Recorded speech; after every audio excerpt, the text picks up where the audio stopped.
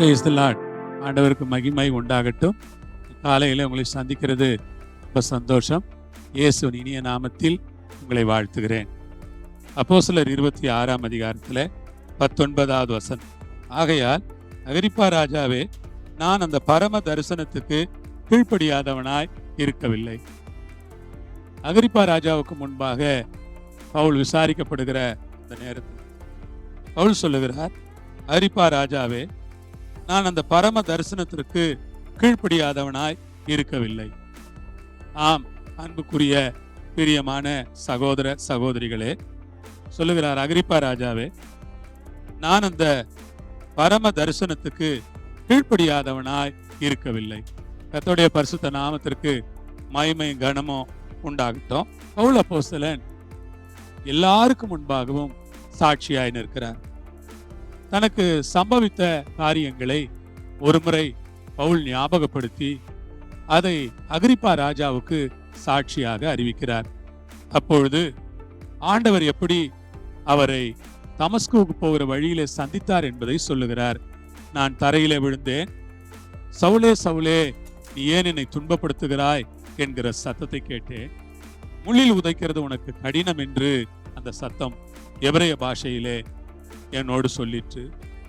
ஆண்டவரே, நீர் யார் என்று நான் கேட்ட பொழுது, நீ துன்பப்படுத்துகிற இயேசு நானே என்று அவர் சொன்னார். எழுந்து கால் ஒன்றினில், நீ கண்டவைகளையும் நான் உனக்கு தரிசனமாகி காண்பிக்க போகிறவைகளையும் குறித்து உன்னை ஊழியக்காரனாகவும் சாட்சியாகவும் ஏற்படுத்துகிறதற்காக உனக்கு தரிசனமானேன் என்று சொன்னார். உன் சுய ஜனத்தாரிடத்தினின்றும் அந்நிய ஜனத்தாரிடத்தினின்றும் உன்னை விடுதலையாக்கி அவளை என்னை பற்றும் விசுவாசத்தினாலே பாவ மன்னிப்பையும் பரிசுத்தமாக்கப்பட்டவர்களுடைய சுதந்திரத்தையும் பெற்றுக்கொள்ளும்படியாக அவர்கள் இருளை விட்டு ஒளியின் இடத்திற்கும் சாத்தானுடைய அதிகாரத்தை விட்டு தேவனிடத்திற்கும் திரும்பும்படிக்கு நீ அவர்களுடைய கண்களை திறக்கும் பொருட்டு இப்பொழுது உன்னை அவர்களிடத்திற்கு அனுப்புகிறேன் என்றார். கர்த்தருடைய நாமத்திற்கு ஸ்தோத்திரம் உண்டாகட்டும், மகிமை உண்டாகட்டும். இப்படியாக தேவன் தன்னோடு பேசினதை பவுல் மறுபடியுமாக சொல்லுகிறார். சாட்சி என்றால் இதுதான். வாழ்க்கையிலே 50 வருஷத்துக்கு முன்பாக கூட நடந்திருக்கலாம். அதை பார்க்கிற ஒவ்வொரு மனிதரிடத்திலும் சொல்லும் போது 50 வருடத்திற்கு முன்பாக ஆண்டவர் உங்கள் வாழ்க்கையில் கிரியை செய்தது போல இன்றைக்கு அவர்கள் வாழ்க்கையில் கிரியை செய்தார். 50 வருடத்திற்கு முன்பாக உங்களை ஆண்டவர் தொட்டது போல அவர்களை இன்றைக்கு தொடுவார். 50 வருடங்களுக்கு முன்பாக உங்களை ரட்சித்தது போல இன்றைக்கு ஆண்டவர் அவர்களை ரட்சிப்பார். நீங்கள் செய்ய வேண்டியது, நான் செய்ய வேண்டியது என்ன? நாம் சொல்ல வேண்டும். சொல்லுவதற்கு தயங்கக்கூடாது. தைரியமாய் சொல்ல வேண்டும், உற்சாகமாய் சொல்ல வேண்டும், பயமின்றி சொல்ல வேண்டும். மனிதர்கள் பெரியவர்களா சிறியவர்களா என்று பாராமல் உண்மையாய் சொல்ல வேண்டும். அதை சொல்லுவதற்கான ஒரு பலனை ஆண்டவர் நமக்கு கொடுக்க வேண்டும். அதை சொல்லிவிட்டு பவுல் சொல்லுகிறார், அகிரிப்பா ராஜாவே, அந்த பரம தரிசனத்திற்கு நான் கீழ்ப்படியாதவனாய் இருக்கவில்லை. இந்த தரிசனம் என்ன? நீ எல்லா இடங்களுக்கும் போ, என்னை குறித்து சாட்சி கொடு. நீ புறஜாதிகள் இடத்திற்கு போ, புறஜாதிகள் மத்தியில் என்னை குறித்து பேசு. உனக்கு பாடுகள் வரும், உபத்திரவங்கள் வரும், ஆகிலும் உன்னை காப்பாற்ற வேண்டிய என்னுடைய கடமை. நான் உன்னோடு இருப்பேன், உன்னை காப்பாற்றுவேன். பயமின்றி தைரியமாய் யாவரோடும் பேசு என்பதுதான் அந்த தரிசனம். உங்களை பார்த்து சொல்லுகிறேன், உங்களுக்கு பிரச்சனைகள் வரலாம், போராட்டங்கள் வரலாம், மக்கள் உங்களை பயமுறுத்தலாம், சாட்சி சொல்லாதீர்கள் என்று உங்களை எச்சரிக்கலாம். சாட்சி சொன்னால் அதை செய்வேன் இதை செய்வேன் என்று பயமுறுத்தலாம். இயேசுவை நீங்கள் பிரசங்கம் பண்ணுகிறீர்கள், மதத்தை பரப்புகிறீர்கள் என்று உங்களை குறித்து குற்றச்சாட்டுகள் எழலாம். ஆனால் நீங்கள் சொல்ல வேண்டும், எத்தனை குற்றச்சாட்டுகள் எழுந்தாலும் பரவாயில்லை, நான் என் ஆண்டவரை பற்றி பேசாமல் இருக்க மாட்டேன். நான் ஒரு மதத்தை பற்றி பேசவில்லை, என் வாழ்க்கையை மாற்றின ஒருவரை குறித்து பேசுகிறேன். நான் ஒரு மதத்தை குறித்து பேசவில்லை, என்னுடைய பழக்க வழக்கங்களை மாற்றின ஒருவரை குறித்து பேசுகிறேன். நான் மதத்தை குறித்து பேசவில்லை, என்னுடைய இருதயத்தை மாற்றின ஒருவரை குறித்து பேசுகிறேன்.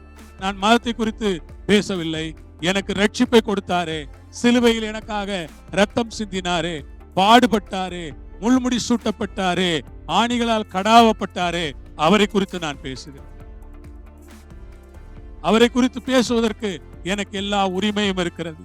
ஏனென்றால் நான் ஒரு மதத்தை குறித்தல்ல, ஒரு நபரை குறித்து பேசுகிறேன். இவ்வுலகில் தேவன் மனிதனாய் வந்தார் என்பதை குறித்து பேசுகிறேன். அவர் இந்த உலகத்திலே எப்படி கிரியை செய்தார் என்பதை குறித்து பேசுகிறேன். அவர் இந்த உலகத்தின் மக்களை எப்படி தன் பக்கமாய் ஈர்த்தார், ரட்சித்தார் என்பதை குறித்து பேசுகிறேன். அதை குறித்து பேசுகிறதற்கு எனக்கு எல்லளவும் பயம் இல்லை.